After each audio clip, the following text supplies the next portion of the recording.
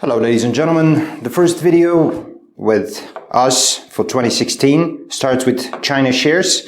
They took a wild turn on Tuesday during gains and losses before, of course, it ended a bit mixed during the day. However, the Shanghai Composite Index closed down 8.55 points, or about 0.26% at 3287.7 after rising as much as 0.95% and falling about 3.2% earlier in the session. My name is Joseph Novichkov. Welcome to the first video, as I mentioned, with GDM. Today's session will continue with the Japanese Nikkei 225 index. It was down 77 points, or about 0.5% at 18,375. And of course, the overall poor performance across the sector in Australia, and the most poor performer as it's in the energy sector, it lost about 1.43%. Also following European markets, they opened slightly higher on Tuesday despite volatility and the trade in China, following, of course, rout in the previous session. The Pan-European Stock 600 index was trading over 0.8% higher. Also tracking the FTSE 100 index, it was about 93.43, or down 148.89. DAX index unchanged at 10,283. Of course, the CAC 40 as well, mostly unchanged on the day at 4522.45.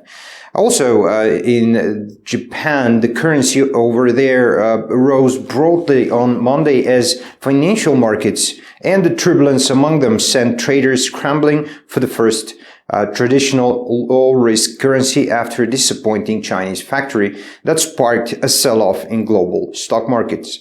The yen rose about 0.78% against the dollar to 119.32 yen. During, of course, the session, the yen hit as high as 118.77, which, of course, was 11-week high.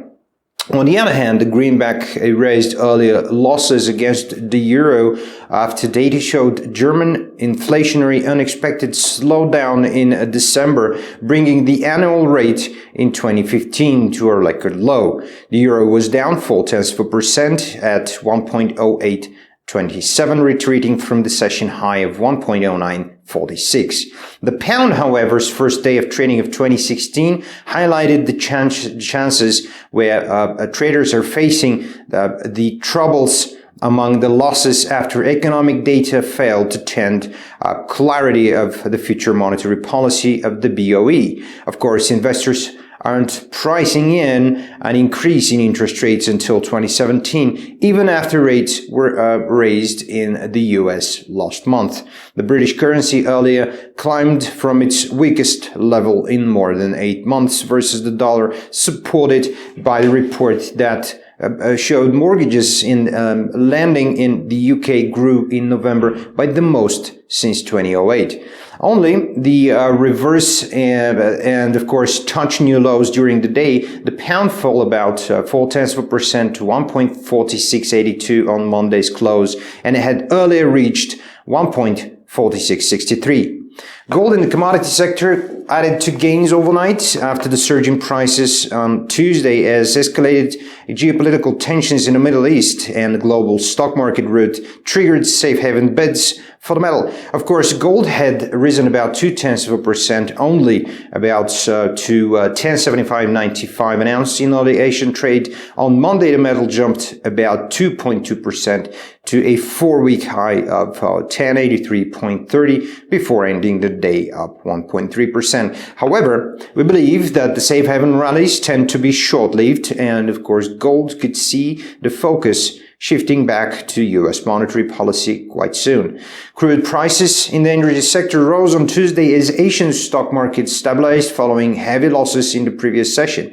But of course, weak oil market fundamentals, which production levels persistently kept above global demand, kept a lid on gains. The rally ended, and of course, oil prices closed down after weak Asian and US manufacturing data that indicated a gloomy demand outlook.